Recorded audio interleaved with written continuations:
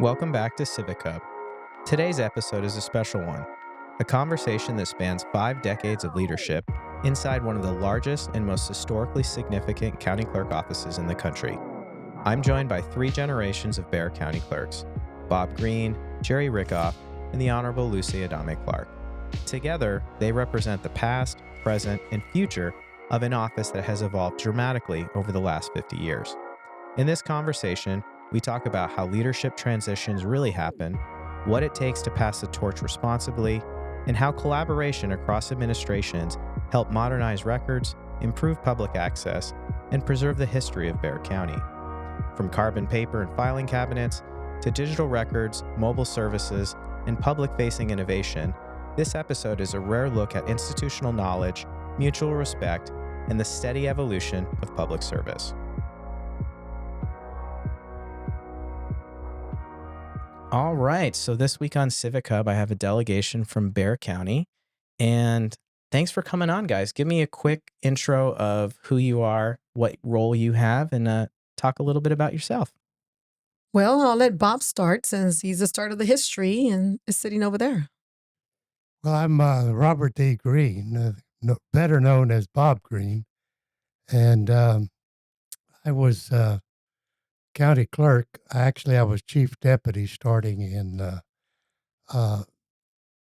'68, and served as chief deputy for a while, and then finally took over the office when my predecessor deceased, and then was reelected and served up until '94. Wow. Now, at the time, well, I came from a political family. The family was very active in the politics, but at the time, I was a teacher in one of the local school districts and working prior to going to the courthouse then, but was going to summer work down at the courthouse. I worked the summers there at the courthouse, and really had no idea of a career in county government. Also attended law school, but was thinking about maybe going into education administration. Hmm. And my predecessor, who was had been elected several times, called me to his office and said that he wanted to make me an offer to be his chief deputy that summer because he was going into the hospital and having an operation, and his then chief deputy was going to have a cancer operation. So I was to go in and take over and run. Well, I had actually really didn't have an idea of what was going to be happening. But he said, just go there and you're going to be the chief deputy. Yeah, sometimes that's how I it told him, well, happens. that's fine, but I'm going back to teaching in September, you know. He said, that's good. We'll be out. Well, they weren't. He was still feeling under the weather in September, and I agreed to stay on for 1 year. Well, that 1 year It turned out to be 27 years after he passed away, and I took over as the county clerk and was able to hold that position until my friend Mr. Rickhoff in the election of 1994. So, Mr. Rickhoff, tell us a little bit about you. Well, I come from a family history of public service, military, and elected office. My father was a judge and state legislator.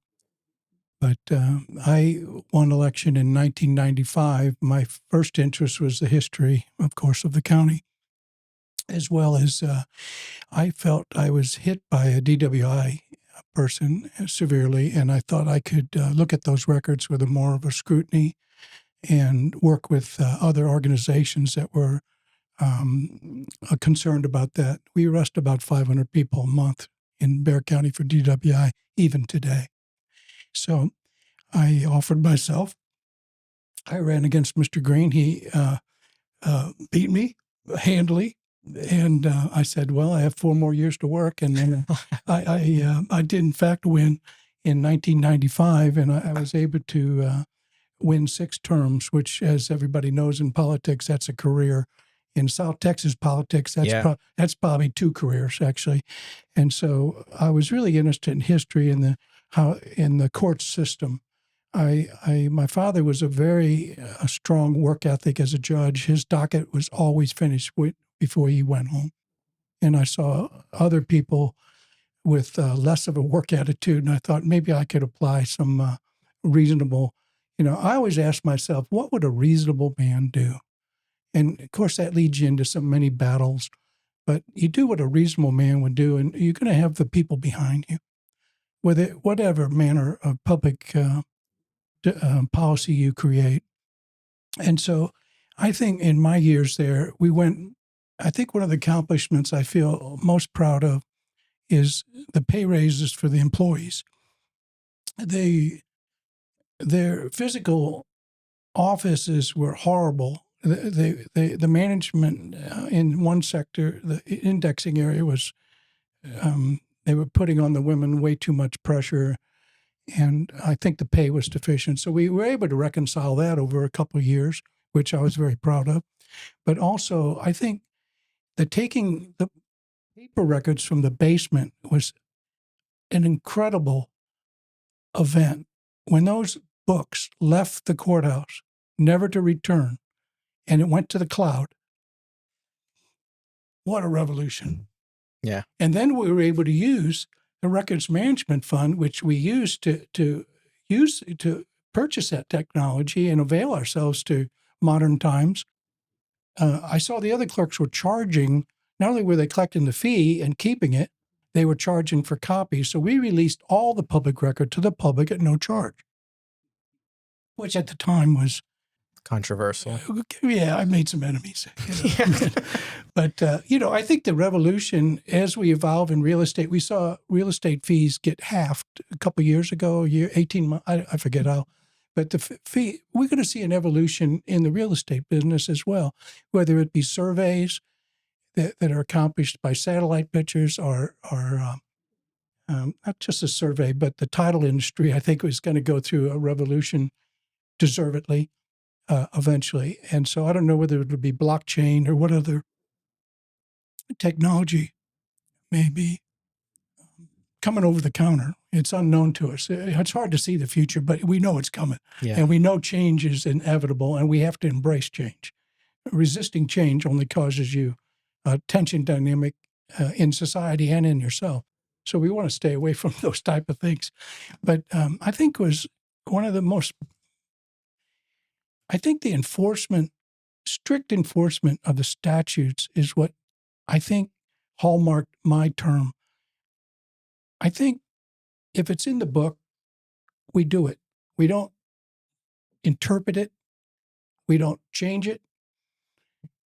We have to tell the lawyer, the judge, the DA, this is the way it's going to go. I'm not putting my name on that paper. And you're going to make enemies down there. You're going to force that docket. They know that you know. And once they do, if they don't conform, then, I had law enforcement on speed dial on my desk.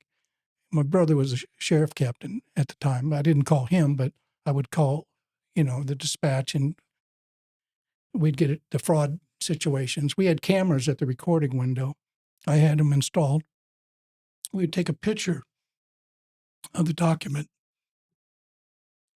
We'd take your full frontal shot. We'd have a picture of the document. We'd have a timestamp. So when law enforcement came, it was all gift wrapped. Prosecution was almost inevitable with that type of evidentiary train. That chain of custody of the paper and their picture ensured that the right thing was going to happen to grandma's estate or whatever connivance they were trying to foist off to, for the money. It's always about, courthouses are about the money. Everybody knows that. That's gone up the stairs and into the building.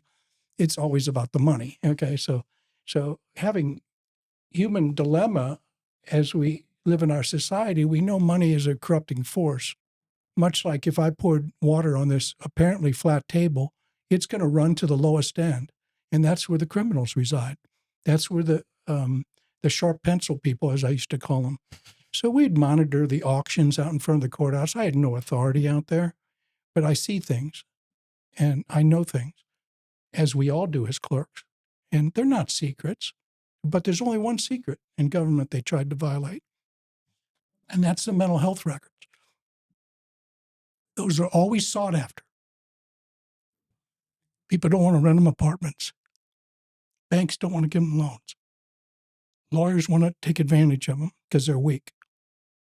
And so those records are the only secret in county government, and you have to defend them rigorously.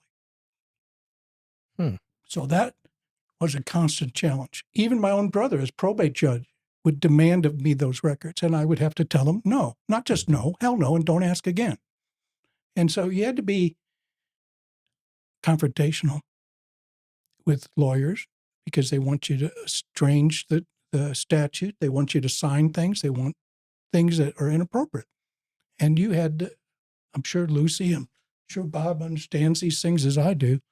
And you're the only person that can say no. Your staff can't say no. They're going to say, let me talk to the boss. Well, come on in. Now you got the real no.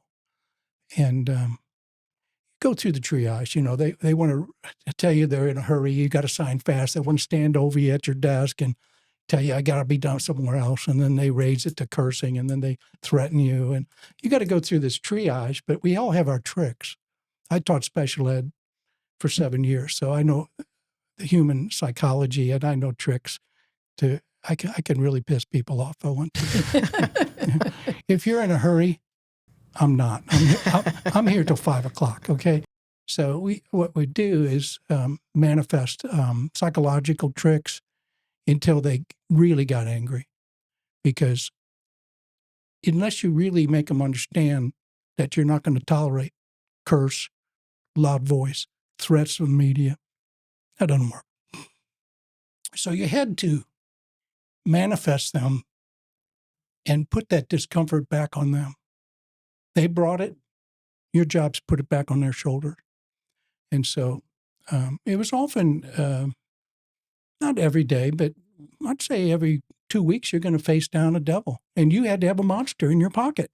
If you weren't going to be a monster, they're going to walk on you, because South Texas politics is a blood sport.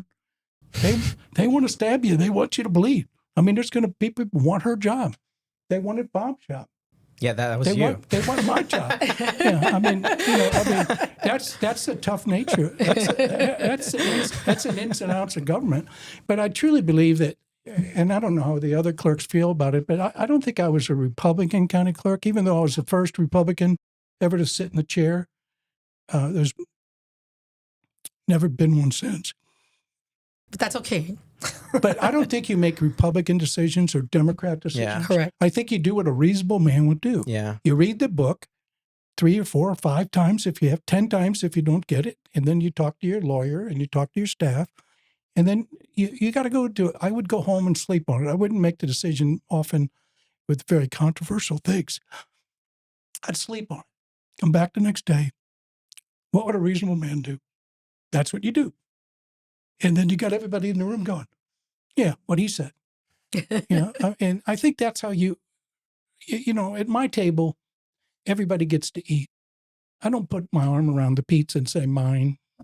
No, everybody, please have a slice. You know, I mean, we all go forward together in this business, because one, I built on Bob's successes.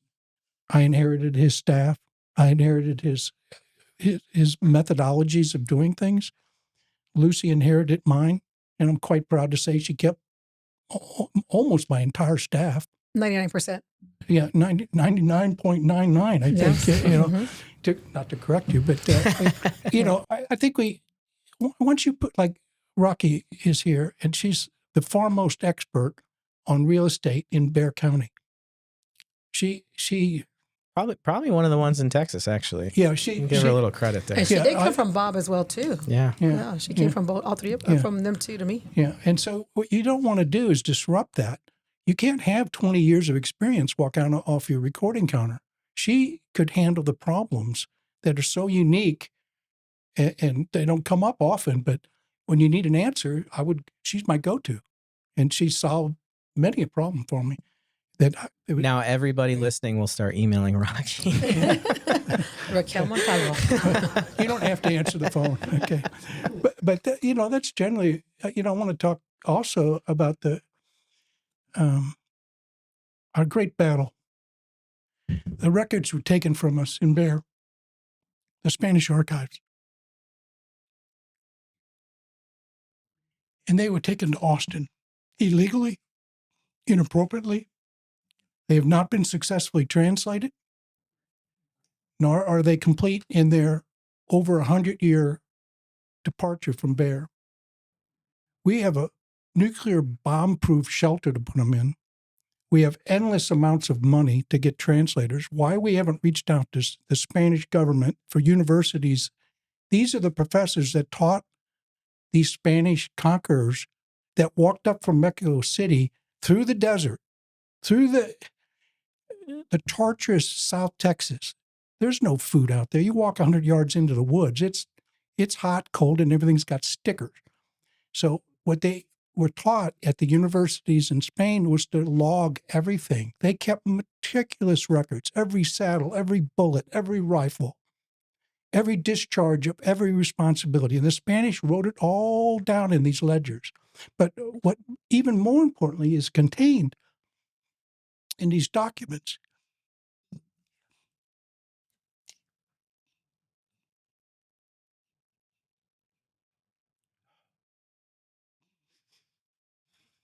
these are the stories of the frontier, of the hardships, the drought, the starvation, the disease, the weather.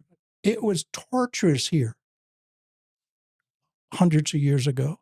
And the Spanish kept voluminous records of family tragedies, the Indian raids, the inhumanity of the officers to the enlisted men, how the indigenous populations were worked to death. The Spanish wrote it all down. And that's for us to breathe life into. So our battle goes on. Bob worked for over 20 years to get them back.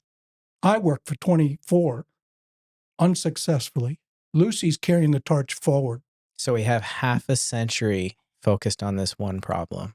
Yes, sir. Of returning the Spanish archives. So Lucy, why don't you unpack a little bit what the Spanish archives is today that Bexar County has, and what you guys would like to accomplish, what you want to see as kind of a successful outcome. So first of all, I'm Lucy Adame-Clark. I'm the Bexar County Clerk that was elected in 2018 and then reelected in 2021. And I am so honored because my family knows Mr. Bob Green, and my family actually voted for Mr. Rickhoff and Bob Green. So to be here with these two legends and giants of Bexar County, and now being the first female ever elected as a county clerk ever in history, it really is very personal to me because I was born and raised in San Antonio, and knowing the historical collection. But to touch on something, Mr. Rickhoff, when he talks about mental health and he talks about his brother, I worked for his brother, who was my captain at the sheriff's office, who I worked directly for. So I have a personal connection to the Rickhoff family since he was my boss. But finding out about the Spanish archive was very important and instrumental to me because I knew about the separation. And I don't know if you all know, but right now, this month in 1899 is when the records were separated in September of the end of 1899. So it'll be 129 years. So that's why it's personal to me today. And I get goosebumps because we're sitting here in front of you in this month when they were taken. So the Spanish archive collection from early 1700 to 1821, you had a lot of the Spanish history, and it was Spain history. And then after that, prior to the Texas Revolution, you had the Hispanic, not the Spanish, but the Hispanic Mexican history. And it's the first written history of Spanish Revolution and, Mexican history, all in Spanish, the Spanish colonial era, a lot of the enslavement that took place, a lot of the intel of Bexar County that included very important history that isn't only in Bexar County. We're included 5 states in our jurisdiction. And to see that the separation happened was very heartbreaking because I was asked when I ran for office, what are you going to do with the Spanish archive collection? And knowing that Mr. Rickhoff had been fighting and battling that battle, I said, I'm bringing them back home. Nobody knew that I was also fighting for that, but I was also fighting for judicial records because mental health is a very private, confidential record. And judiciary was very important to me because I knew it for 22 years. And I knew how important mental health is in a personal level because my sister's IDD, where they called it mental retarded or Down syndrome. And a lot of our community members don't want to know that they're going through mental breakdowns. So that was very important to me coming in. But the Spanish history, as we look back in our historical records, now that we're doing a lot of preservation and digitization, we're seeing that the clerks since 1930s have been fighting for these historical collection. So we're finding out ourselves more that we're not the only clerks. There was clerks previous to us fighting the good battle to include Mr. Knight, who died of a heart attack in office. How do I know he wasn't fighting for these records and it was a stressful moment? So what I saw was under Mr. Jimmy Knight, under previous clerks, under Mr. Rickhoff, records management and record archive. Record management was there for digital improvement, but record archive now recently in the 90s passed a bill that allowed the clerks to bring more revenue. So when Mr. Rickhoff was there, he was able to preserve a good collection of the Spanish collection. But when we came in, the bank was building because we added more payment accessibility, and we saw the disasters that were happening across our nation. Across the nation, you saw floods, you saw fires, especially in California, Colorado, North Carolina. And we rushed to do a full inventory of the collection. And you were part of that as well, too, Chris. But not only an inventory, do quality control of a lot of things. And to give credit to historians who did inventories as well was Dr. Almaraz. Dr. Chiscano had a lot to do with the collection as well. And it was very beneficial when you all came in to do a more thorough inventory or collection. And we went ahead and invested in the collection that everybody's looking for. They're looking for it not only nationally, but internationally. Yeah. Because Spanish history is very important for Spain era. And we are trying to make sure that during our watch, meaning the staff that Mr. Rickhoff and Mr. Green had, they are very interested and very passionate about the same thing that all three of us, we're the only living county clerks in Bexar County. You know, to say that Mr. Green is 91, Mr. Rickhoff is 73, I'm about to be 54, so we're not young anymore. The history of Bexar County will go on past us three, but I want to make sure that what they fought for is completed under our watch because all that preservation is not only preserved anymore, it will be automated and uploaded for the public. Our community, our Spanish, our Hispanic, our German settlement, our African American, our Indigenous, our Native American, our Tejanos, our Presidio, soldiers, alcaldes, Canary Islanders, they're looking for our history. And I am determined, along with my colleagues, and I call these individuals my family now, Mr. Rickhoff and Mr. Green. They're family to me because you don't want to erase history. You want to learn from history and take it and complete what they tried to do during their time in office. A lot of times, the difference is the commissioner's court that was there before probably did not support them. The money they needed probably wasn't approved. The community that they serve was so different. Everything changes. Everything makes a difference in how we lead, how we serve, and what we're trying to accomplish for them, for the people. But I've had nothing but positive input from our historians, our scholars, and especially our previous county clerks. Get those records and bring them back home. But not only bring them home and store them, complete the preservation, and then also we have gaps in our history. In our collection, there's gaps in our historical records that are sitting at the Briscoe Library that need to be merged with our historical records, where digitally it would be uploaded and complete the collection in Bexar County. Very cool. So Can I add something Sure. along these lines of these historic records? On a global scheme, we're seeing the tragedy that the museums of the 1800s took every idol's eye from every idol from wherever it might be found. I think one of the crown jewels of England is a diamond that was acquired somewhat inappropriately that may be considered to be returned. But, the Greeks stole from the Romans from the Greeks. The Parthenon was savaged by the Brits to take the Elgin marbles to the British Museum. They need to go back. The bodies of the indigenous people need to be reinterred. They don't belong on a shelf in some back room of a university. We live in modern times, and these rights need to prevail. Yeah. And we're seeing it. We saw Nazi art discovered just this week. I think it was in Argentina. It's been returned. So these travesties are throughout man's history. And this one in Bear is one of those savage events. Yeah. So, Bob, as we sit here and you see kind of the legacy of 50 years of the guardians of the records, how do you feel with, what's going on now in Bexar County in 2025? Well, I'm extremely pleased with the way that this has developed over the years. Now, one of the things you've got to remember is that when I was in office, the IBM Selectric was the way of the future. Yeah. Okay, nothing's going to be better than that, boy. I actually know about that. Did you have the blue one, the tan one? You can get orange. But we we thought that was really the thing.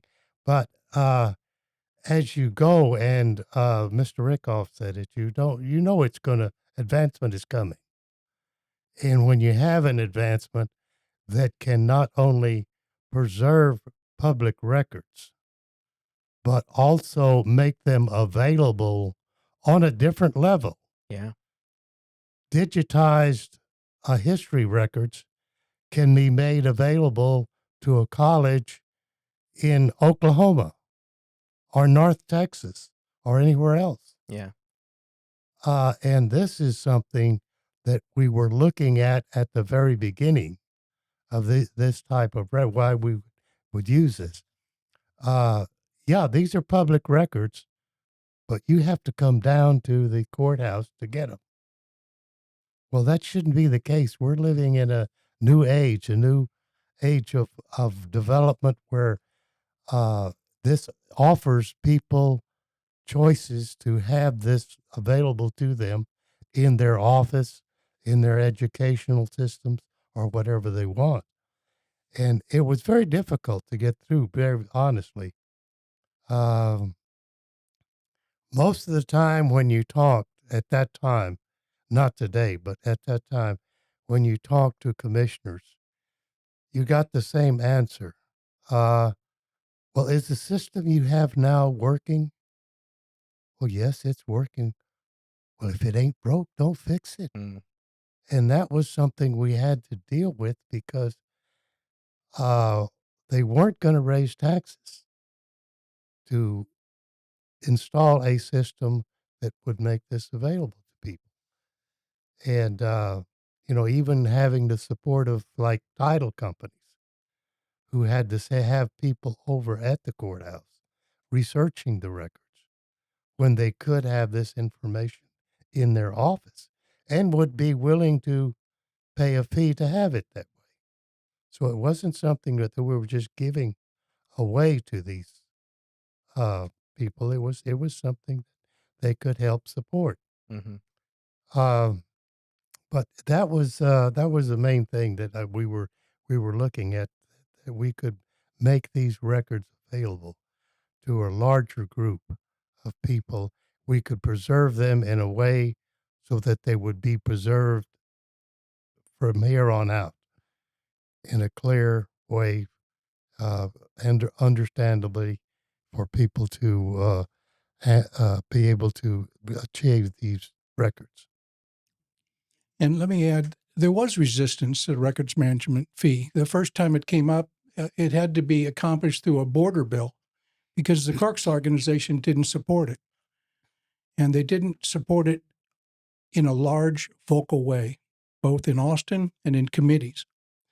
The next time it came up, they were all for it because they saw those border counties accomplish what no one else was able to do with that funding, which we all know the basement was always where the records belonged. Water goes downhill. Water collects in basements. I've been in dozens of basements where clerks had to store their records in inappropriate areas.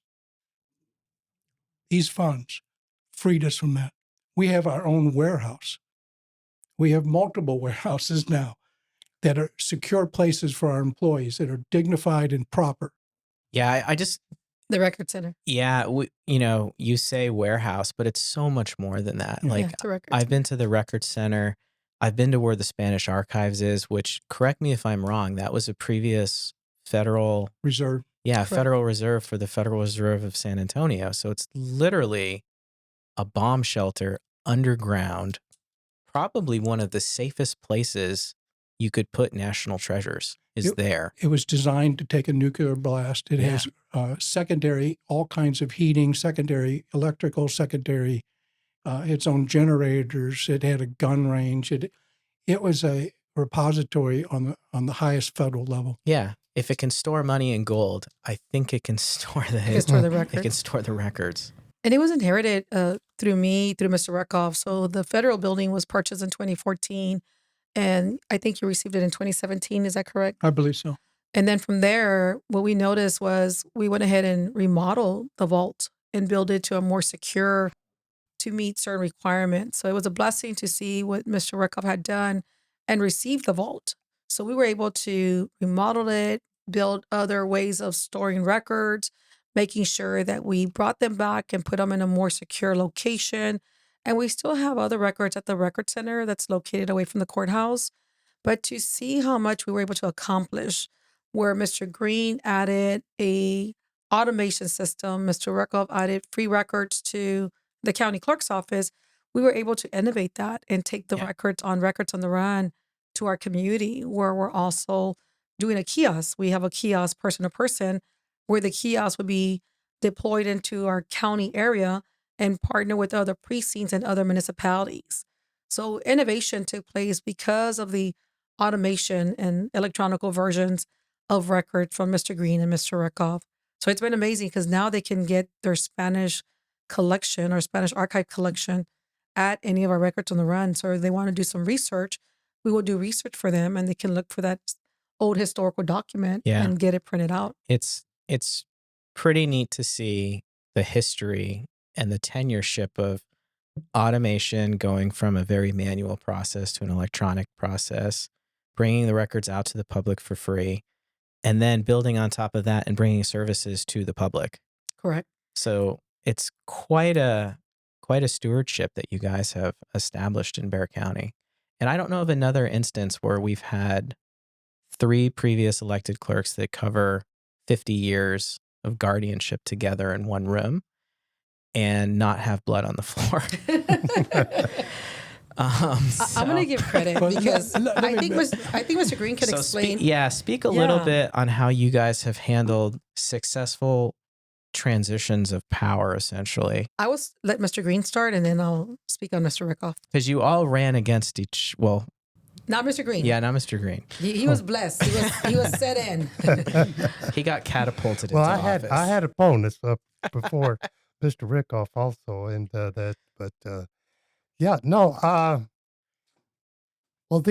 these records are public records, and they belong to the public. When I was after the election, when the election was declared official, I called Mr. Rickhoff. And I said, I would like you to come over. We'll have a meeting. I'll introduce you to all the supervisors. And then we can go through the office and you can meet the employees, show you where the different, because we were, at that time, I think we were on 3 floors in 2 different buildings. So we had 6 floors altogether, but we were in 2 separate buildings there. But we had to, I wanted a very smooth transition so that these records could be passed on and you wouldn't have a void in the process before he could take over and actually have control of it. It should be something that would just glide right on through. So and I think it went very successfully. He Well, now you'll get the true answer. yeah. He kept most of the employees we had as the top administrative level. Of course, anyone going in wants to choose their own top administrators. But Yep. beyond that, and I think it was a very smooth transition. I agree. Mr. Green treated me very kindly with that invitation, and I wanted to replicate it with Lucy, if I can address you in a familiar term. And so I spent, whatever it took to introduce her. But more than that, I tried to give her the psychology of how to conduct. I always had to explain to people, you have to have a monster in your pocket. You don't want to show your monster, but when you have to be one, you got to be that. And you're going to deal with the dark side at the courthouse. Everybody thinks it's a shiny white. No, it's got a dark side on the other side. You're going to deal with people that want to take advantage of the system, that want to lie, steal, and cheat and probate. And they may be lawyers, they may be a DA, they could be, oftentimes they're a judge. And because the wisdom I learned from my father was 10% of anything could be bad. Not that it is, but it deserves scrutiny. When you're talking about public policy and the volumes of money that Lucy handles, she is the treasurer of the county. She counts every nickel. See, the public doesn't see the dollar bill from the parking lot and the jail fines and the probation fees, but Lucy sees, and she's not allowed to let a nickel roll under the counter. She's online for every nickel. Personally, I think. I'm not sure. Yeah, but no, Every penny. personally. Like every penny, not even a nickel. I'm like, you better not lose a penny. Yeah. And so I want to tell this. So the night that I was going to lose my election, I had a ticket to Europe in my pocket. I was leaving. Was it a round trip ticket or a one-way ticket? No, it was a round trip. Okay. It was to my beloved. Just to clarify. My beloved Italy, where I've been going. I've probably been 25 times. I don't count anymore. But I think you got to prepare yourself for rapid and violent change in your life. And if you resist change, that's on you. That's causing you dynamic. That's going to make you sick. And you're not doing anybody else any good. And so as I walked across Italy and went to the churches and all the wonderful sights there, I learned to let it go. And I think that's what's so hard to understand of other elected officials when they lose. They get immediately embittered. They don't let it go. They get angry. They could have been, should have been, whatever. It's for us to embrace that. Because if you don't, you're forming a resistance, which causes nothing positive to happen. And so that's how I let it go, by practicing something I've done all my life, which is foreign travel. But I think to these two clerks, what a wonderful job. What I was so proud to be part of it. All the things that these clerks do at the courthouse, it's unknown to people. Yeah. They don't know you're recording all these things. They don't know you're watching the bail bondsman. They don't know you're sanctioning individuals when you see criminality. They don't know you got law enforcement on speed dial on your rotary phone there, because you're going to see it. Fraud and humanity to man is the theme of the 20th century. Look at the wars. I've never been at peace in my lifetime. Ever. My father went to war, my brothers went to war. So let's embrace change as we transition. I don't know how that sells with people, because we're so resistant to self-examination and ridding ourselves of these, I call them demons, and we all have them. And I think as clerks, we have to rise above the temptations that are vast an elected person has, everybody wants to buy you this or that, or, want to take you to the golf club or, whatever. But I think what has to be maintained is the dignity and respect, both from the elected official, but from the public and those that use the clerk's office. Dignity and respect shouldn't have to be demanded. It should be a given, but oftentimes it's not. They come angry, they come demanding, and you're the person that has to level that playing field. Like it or not, you have to learn that you're known by the people that don't like you. It's not the friendly people you've been with. They don't talk about you. The people that have an unhappy experience go tell 10 people. We all know that. And so you can't be afraid to say no. So he didn't mention everything he actually did because he was actually very instrumental in my transition. And when he speaks about leveling people, it had to happen when I came into office. When I won the election, I really didn't realize that I won the election because I was still working. I was doing forensic evidence for criminal investigations under his brother, who was Mr. Rickhoff, and I think he had got ready to retire as well too. And the difference between my election and many other individuals that ran against Jerry were very harsh, right? And I saw the elections. I ran passionate. I ran with respect. I ran with dignity, and made sure that I didn't destroy his credibility. I knew who he was. I knew who he was. I knew what he had done, and I make sure that my campaign was very clean. It was more on merits. I was after the judicial system. I had worked on a case where a 2-year little girl got raped, and it took several years for her case to go through court. And that's why when he talks about judicial, it's true. Judges have to go to court. Judges have to see their cases. And this little girl didn't even know what happened to her. She was 2 years old. Now here she is 5 years later, and she probably was told or was reminded what happened to her. And I wanted to automate that system. I wanted to improve that system because it's not only local, it's statewide. Criminals not only do crimes in a city or in Bexar County, they cross border areas. And when I actually won the election, they thought I was going to retire. And I said, no, I'm going to stay here. I'm going to finish my work and so on.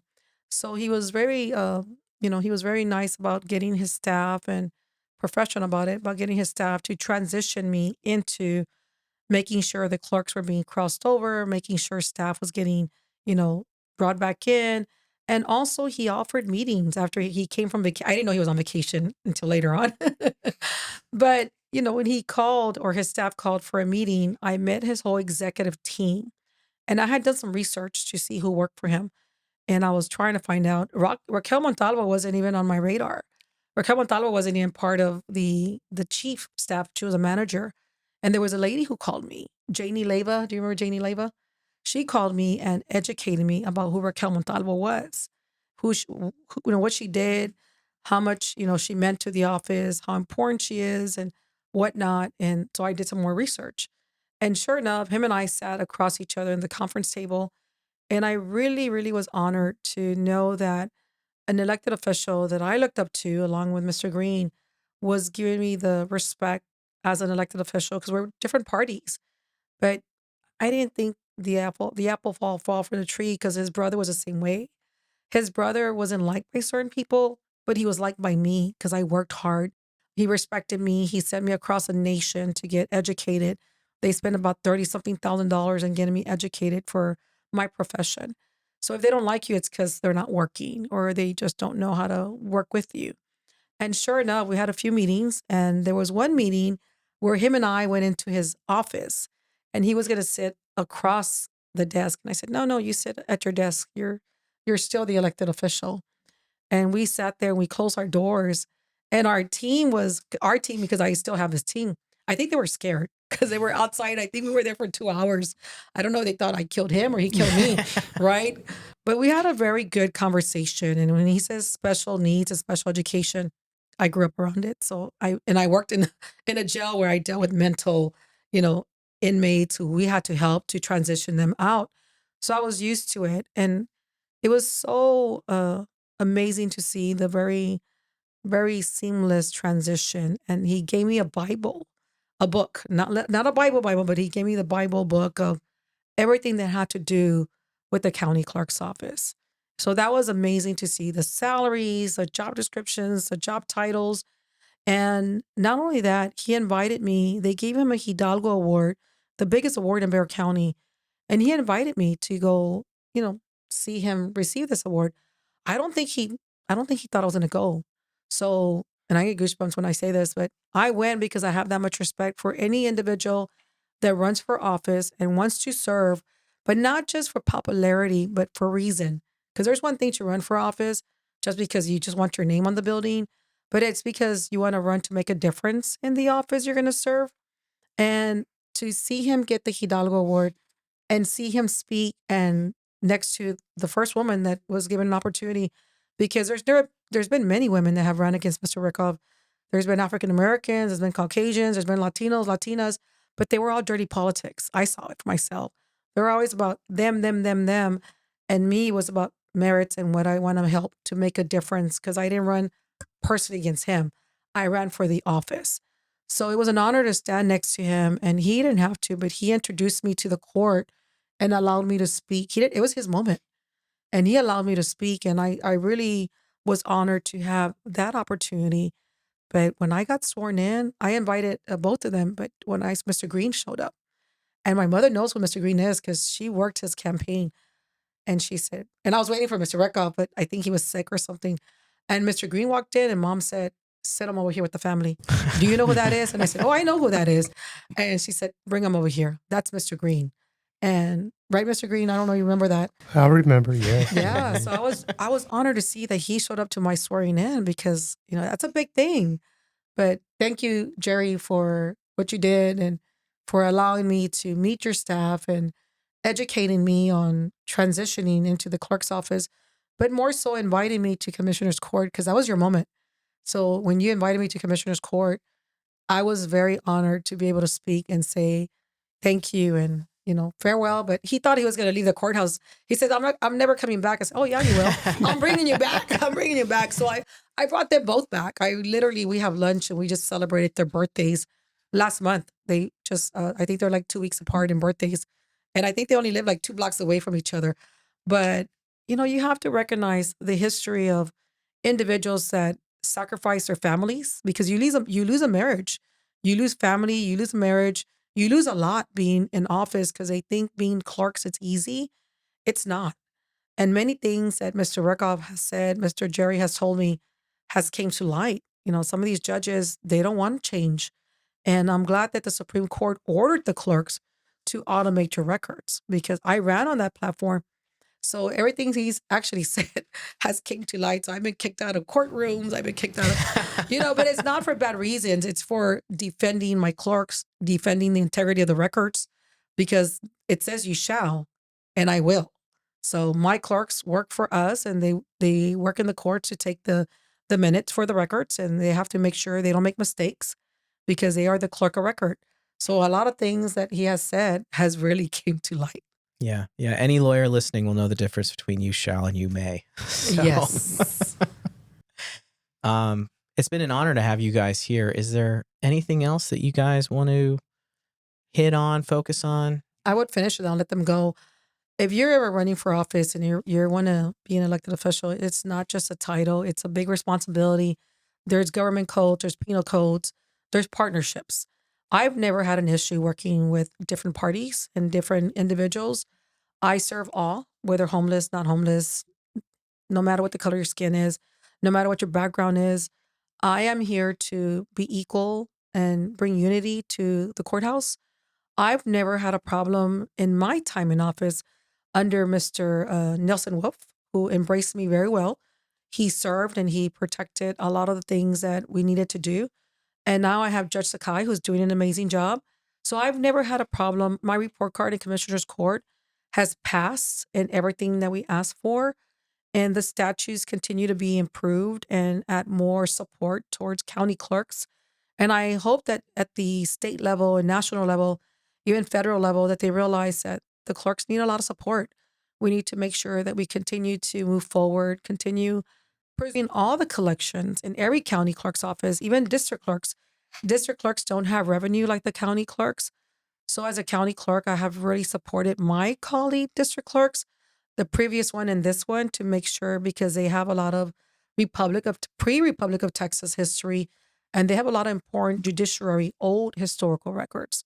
So I hope people take note that I hope you work together with your colleagues, whether it's a district clerk, county clerk, and your commissioner's court, because they'll support you if you educate them, inform them, and just show them the black and white like we did, myself and Judge Nelson Wolf and Sakai.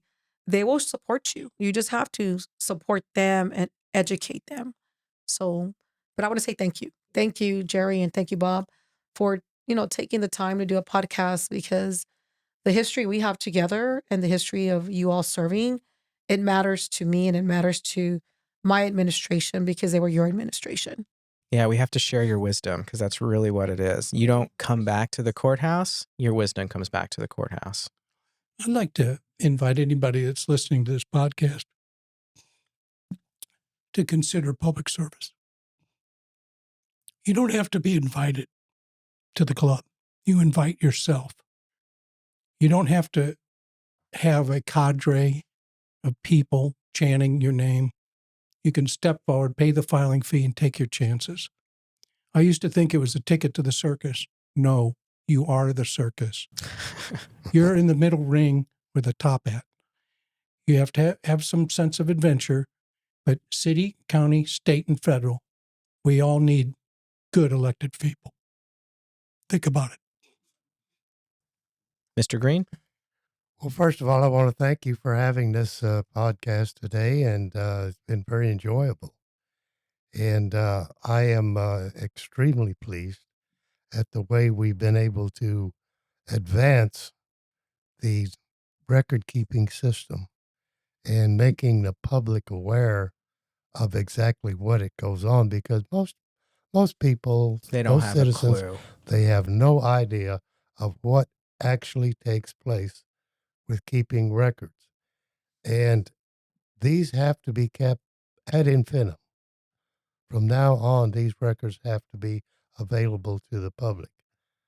And it's not until we have systems like that's in place today that this can be carried out in modern society. We can't keep on renting warehouses to hold records, when we can keep them in a smaller space and keep them available to a larger group of people. And I think that through this media, we can maybe make one step forward in educating the public as to what exactly it takes. So thank you very much. Yeah. Well, thanks for coming on, guys. It's been very enjoyable. And again, to have the wisdom of 50 years in office, that's a rare experience. So thanks for coming in. You're welcome. Thank you. My name is Raquel Montalvo. I had the pleasure of working with Mr. Bob Green, Mr. Gerard Rickhoff, and Mrs. Lucy Adame-Clark. I really enjoyed the podcast. I do have some questions. We'll start with Mr. Bob Green. Mr. Green, you mentioned about having to deal with Commissioner's Court and getting the things that you needed for the office. And I know the Records Management Fund was new to the office. And there was, you had to work with Commissioner's Court, in different ways in order to get the digitization that you started.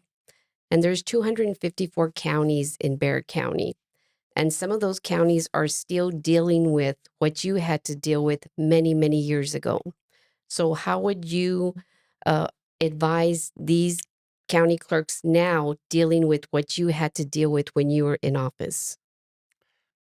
Well, in a way, I think I was very fortunate because once we got a Attorney General's opinion on exactly what the law read, how it was interpreted, then the commissioners were a little more receptive.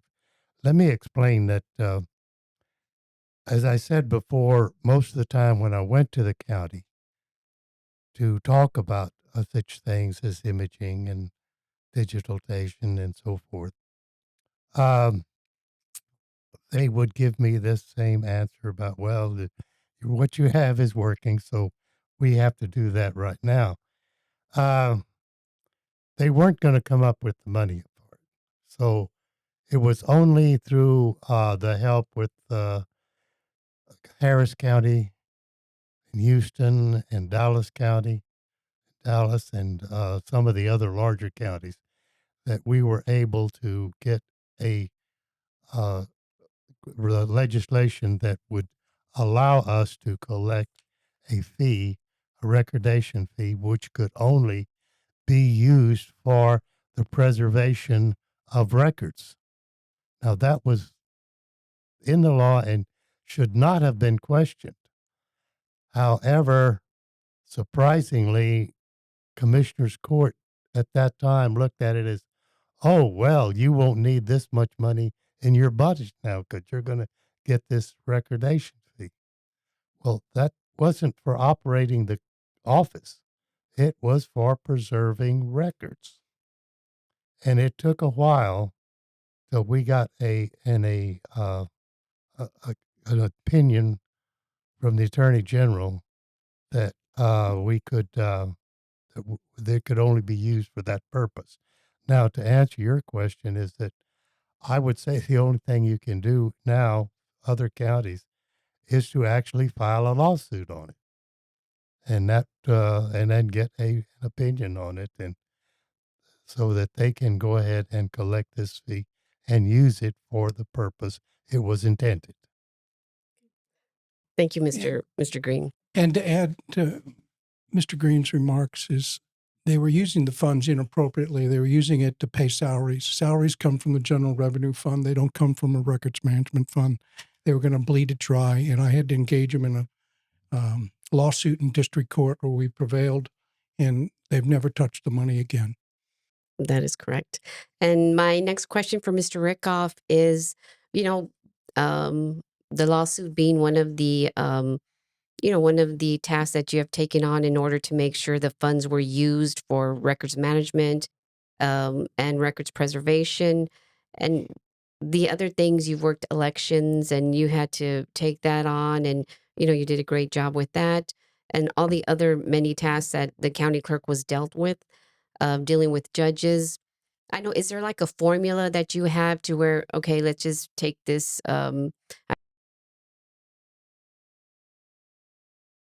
is there like a formula that you have that you use, or that's something when you tackle an issue like this, what type of formula do you use, or how do you think that through? I think you have to read the statute, and you have to know it better than anybody else in the room. The lawyer, the judge, you have to read that thing 15 times. If you don't get it time, you read it 20 times. You get mentors. You get the senior judge to advise you. You seek mentors, as you must be a mentor in your life as well. So I think the reasonable person has to get that monster out of their pocket, even though you keep it caged up. We all have one. We all have demons. And you have to unleash it without any fear of the consequences. Engaging one part of the government with the other government is not liked by the public, but it had to be done to defend what they did to him by making him take those funds and use it for staffing, which corrupted the fund, it deplenished it. And so again, I think you want to sleep on it, but I think we all have some kind of person in our background that invested us with some kind of morality or common sense, whether it was your mother, father, sister, somebody imbibed it into us, the right and proper. And I think you look inside, the answers are there. You just can't be afraid of the answer. And so sometimes, again, I'll say, you're known by the people that don't like you in the political business, not by the ones that like you, because people that don't like you are going to go tell everybody. Then they're talking about you. That's good. And so I think those that want to seek these positions of the utter trust of the public, because you're counting the money, you're counting the votes, you're all the things that you think government's doing. What's the clerk doing it? They're the ones with the staff down there, and the majority of them are women, by the way, and they're some working people. I can tell you that. They got families, but they produce, and the demands on them are, they got to suffer the slings and arrows just like the elected official. They get talked to rough as well, and so. Those are always forwarded up to us in the front office, and it would be my pleasure to handle you, sir. Please have a seat. What did you say? Did you say that? And so you got to be, again, you got to be somewhat controversial, because you're not going to be there if you don't get, people know. The lawyer's going to go tell 10 other lawyers that we don't do that in probate anymore. And if I may, I know Mr. Rickhoff talks about the monster. In working with Mr. Rickhoff has always seek the advice of, he doesn't claim to be an economist, he doesn't claim to be an attorney.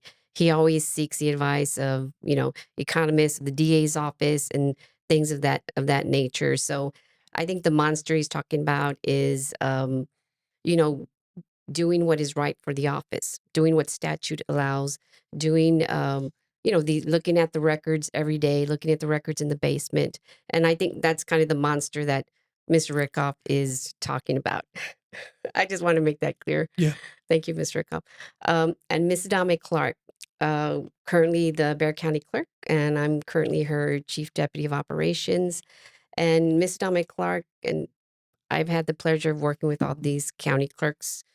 Mr. Green, with the innovation. When I first started, we were working with paper, and then it turned into digitization, imaging the records, which was a lot of work. And I had the pleasure of being put on that project. Mr. Rickhoff, with the continuation of the digitization, records management system for the non-judicial records, e-recording for the land records, and the preservation as well. I had the pleasure of working on those projects as well. And Ms. Adame-Clark continued that work. And that's who we're working with now. We are continuing the preservation. And she not only does that, she works with the community. And that's what she is most known for. And she is always working on making things better. What can she do not only for the county clerk's office, but what can she do for the public to make these her office, the county clerk's office, and her duties make Bexar County aware of what is here for the public. And what drives you to that? I mean, not only for the public, but also doing more and doing it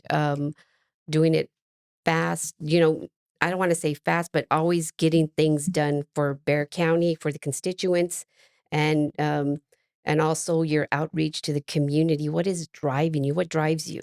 So that's a great question. Thank you, Rocky. What I've seen in the underserved community, coming from a community that didn't have resources or any kind of access, and it was only like 5 miles away from the courthouse and 5 miles away from the city hall. Though my mother would always very politically involved with many politicians, more Democrat, but also Republicans. But she took me to City Hall. I would go to the Goodwill and she'd buy me a nice suit. And my father's a Marine, and he always said, opportunities are out there. You just got to look for them.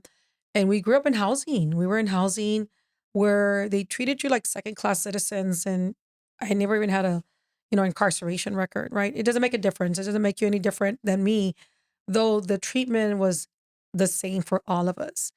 So I saw domestic violence, I saw violence, I saw drugs, I saw a lot of things, but I saw that there was no leaders. There was no leaders in our community. Like if it was a no zone area, and these individuals vote, meaning we vote, even though we didn't pay for housing taxes, but we paid for taxes when we bought groceries, we bought clothes, or whatever we bought in our community.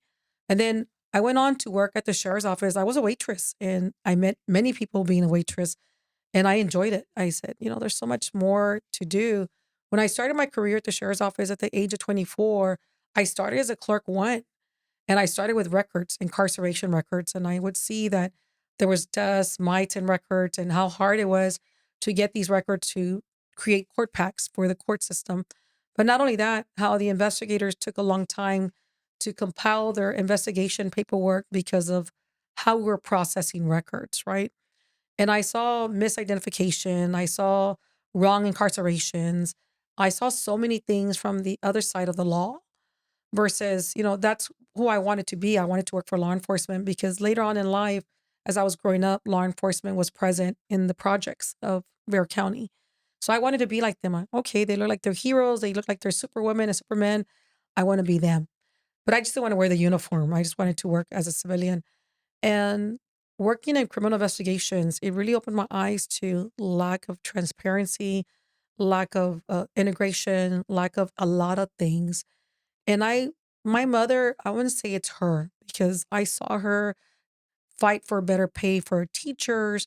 I saw her fight for elevators. Schools never had elevators, and there was a lot of disability, whether it was special need kids or teachers that had disabilities. And why not? Because people are afraid to advocate. So when I saw her determination, she probably would have been an elected official. I think I'm serving in her dreams and my mother's dreams. So she was always advocating for LULAC, for cops, for the community. And she was not rich. We were poor. And I said, you know what? I want to make a difference. So when I went in, because I had experience, I had judicial experience. I just didn't have the real property land records experience. I didn't have the marriage license, the all the other stuff, but I knew judicial from the back of my hand. And I said, you know what? We're going to take this further. Why is an underserved community only 5 miles away not getting resources? And then I married my husband in 2005, and I thought we were poor, right? I met my husband, and he was a poor Caucasian German man in the south side of Bexar County. The only reason I say that because it's an eye opening, just not only for government. I'm trying to tell you, your services need to be brought out to no matter where or what or who, because poverty does not exist in Latinos only. It exists in everybody in all walks of life.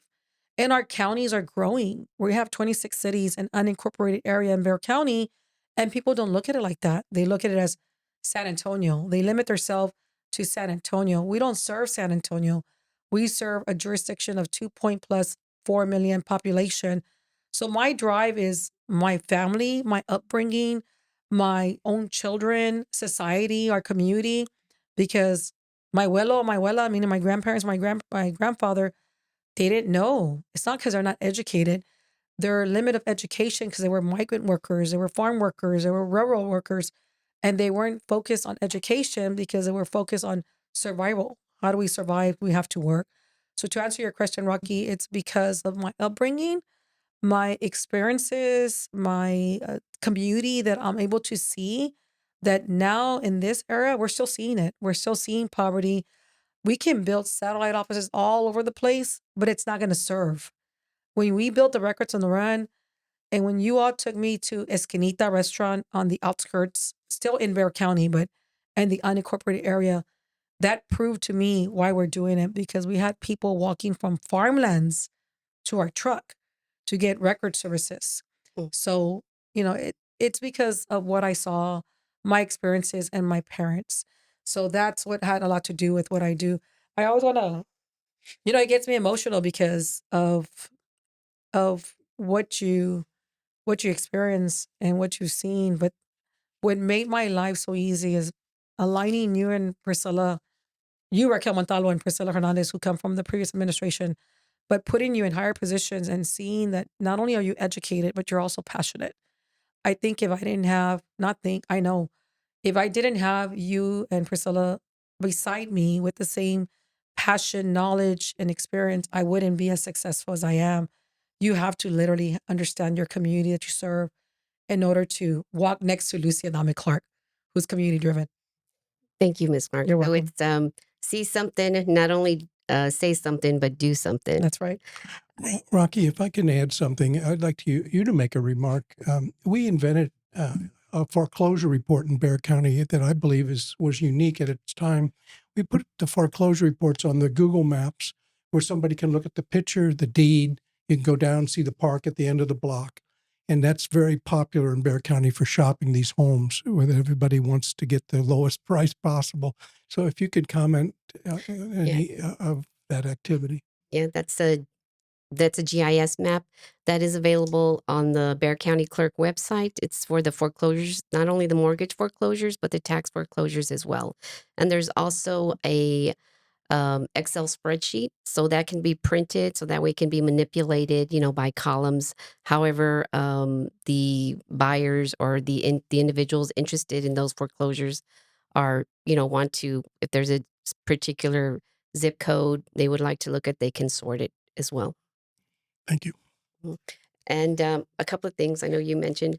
Um, so on what Miss Adame-Clark had mentioned about Priscilla and myself working for her, in the years that I've been here, even Mr. Green, I know he had a team working uh, that I can recall on these projects. Two gentlemen that were working with him, and they were kind of like, y'all steer the ship, but you have individuals that get it done for you. They see your vision and they follow it through. I know I worked with the individuals that did it for Mr. Green. I was, Mr. Rickhoff had several of those individuals in there that did a lot of work in his 24 years of service. And, I, not to sound, not to toot my own horn or anything, but Priscilla Hernandez and myself, we work very hard to kind of, we understand your vision and to get it, make sure it's, we follow through with it, or the team follows through with it. Um, and then also we mentioned the records, the historical records that are in Austin. And I know I'm sure all of y'all had this vision, and all of y'all have the same philosophy on this as far as their Spanish archives and the Spanish that they were taught to write these records, getting these records back, putting them online. We can even work with individuals in Spain if we have these records online, give them access to translate these records.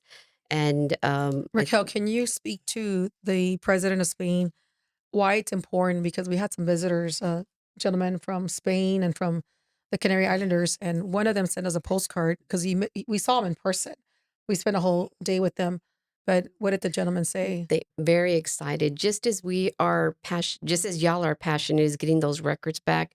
They are very interested. They come here, they get excited when they see these records, because they see this as, wow, our people, wrote these records, and they're very interested in these records. And just like Mr. Green says, why do they have to come to the courthouse? Let's get them digitized. Let's make them available. Now there's no reason not to be working with, the individuals in Spain that are interested in these records. We can have them translated, with a proper, Spanish dialect. So, that's something that they're excited about. That's something that can be done. Another thing, see something, say something, but do something as well. And there was another topic. I think one of the things is what people need to understand is these are the personal stories of our humanity on the frontier, the trials and tribulations of these early peoples that suffered horribly in a bad climate, adversarial native population, various other, drought, hunger, various other things of the frontier. But these are the stories that are individualized. This is the mother talking about her son dead in front of her, in her own words. That it brings such a vitality to the records. You can't help but get emotional. I wanted to add to what Bob and Jerry said. To talk to a clerk or a county clerk or district clerk, you need to build those relationships. I know there's smaller counties. There's 254 counties in the state of Texas. There's 100 plus that are combo clerks as well too, and they do a lot. Build that relationship. When I came in, I had a meeting with my county judge and my county manager after the fact, after I talked to Mr. Rickhoff. You need to make sure, yes, you're taking over an office, but it takes a village to get your projects done. Have those conversations, educate your court, keep your feet on the ground, make sure that you have your attorney general opinions, make sure you have your statutes, like they said earlier, And I leaned on other clerks. So I did lean on Hidalgo County Clerk. I leaned on Dallas County Clerk, who is John Warren and Arturo Guajardo, because they were the seasoned senior clerks in Texas. And I also leaned on Teresa Kill for other things. But when it came to the historical records, it was more John Warren and Arturo Guajardo. And also it helped that I had institutional knowledge in the office. But don't be afraid to have those conversations and don't back out. Do not back out, because if you all finish your preservation across the state of Texas, that's my vision. That's why I'm still running to be the clerk. I want to make sure that not only we get our records back from UT of Austin, but every clerk in the state of Texas preserves their historical collection. That's the first written history in your jurisdiction that would tie into everything that happened in Texas before the rezoning and redistricting and all that. It'll show you the trails of the Native American, the indigenous, the Tejanos. It'll literally show you how they traveled. So that's why I'm so passionate about it. And I'm glad you brought up working with other counties, because I think y'all three have started and have grown the legacy of the county clerk's office having a transition that does not interrupt the work. You know, I know Mr. Rickhoff, you mentioned John Warren had mentored you. When John Warren came into office, Mr. Rickhoff mentored him. So that kind of, it kind of sets the tone when you come into office. Mr. Green said it for Mr. Rickhoff. Mr. Rickhoff said it for John Warren. And so on. So I think that's a great thing, and that in itself is a legacy to be proud of, because the more you work with people, the more you get done, because y'all deal with the whole county, not just particular precincts. So y'all need to work with a whole bunch of elected officials to get things done. Thank you. You're Great welcome. time. Mic check. It's co-file Chris with the clarity, breaking down the system like a tech barbarity. Civic Hub's live surfing knowledge like a tsunami, rolling through the info smooth Maserati. Civic vibes, we innovate and elevate. Local government shift, let's recalibrate. Tech meets transparency, the gap we abbreviate. Civic Hub anthem, come participate. Street lights buzzing, city halls we navigate. Machines in the council throwing out the candidate. Blockchain buzzing, Chris gonna moderate. Algorithm steering votes, lines automate. Plug in, gather round this pod like it's holy. Future blueprint drafted digitally solely. Ideas hatch quick, think it's gotta be Goldie. The Civic Hub thrives where the minds are moldy. Policy precision sharper than a switchblade. Red tape slayer, break it open with the upgrade. AI council, tech dreams don't cascade. We building the future, bricks cut from the data spade.